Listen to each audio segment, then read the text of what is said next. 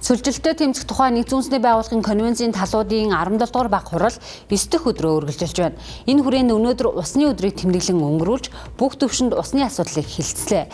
Газрын дорх усны хомсдол гангачгаас шалтгаалan дэлхийн нийтийн дотоодын нийт бүтээгдэхүүн 5% буурсан талаар улс орнууд онцоллоо.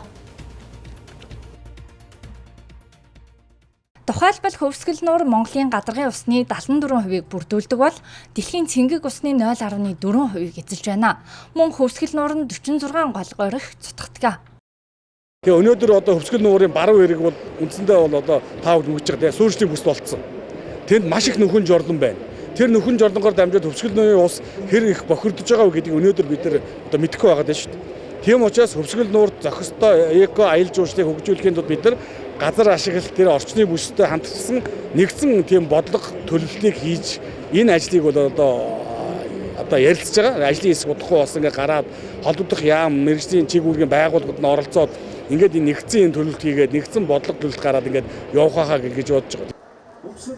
Энэ хүрээнд гол мөрний хамгаалтын бүсийг зураглах ажлыг зохион байгуулж байна. Ингэснээр голын хамгаалтын бүсэд ариун цэврийн байгууламж барих газар олгох ажлыг зогсоон хэмээсэн. Тэгвэл олон улсын байгууллага цэнгэг ус хамгаалалт төслийг Хөвсгөл аймагт 2024 оноос хэрэгжүүлж байна. Одоо байгаль нуурын цаашлаад одоо ангор энэсээ мөрөн дэлхийн одоо Арктик ТV ингээд цэнгэг усыг бүрдүүлэх гол их болоход хувь нэмэр оруулдаг. Ийм учраас тиймээс олон улсын байгууллагаас бол цэнгэг усыг хууль эрх зүйн хүрээнд хэрхэн одоо хамгаалтын үр дүнг сайжруулах вэ? Дээрээс нь цэнгэг усанд ач холбогдолтой газар нутгийг орон нутгийн тусгай хамгаалтанд авч орон нутгийн иргэдтэй хамтарч цэнгэг усыг хамгаалах чиглэлээр олон үйл ажиллагаануудыг хэрэгжүүлж байна. Монгол улс тусгай хамгаалттай газар нутгийн хэмжээг 30% болгохоор хичээн ажиллаж байна.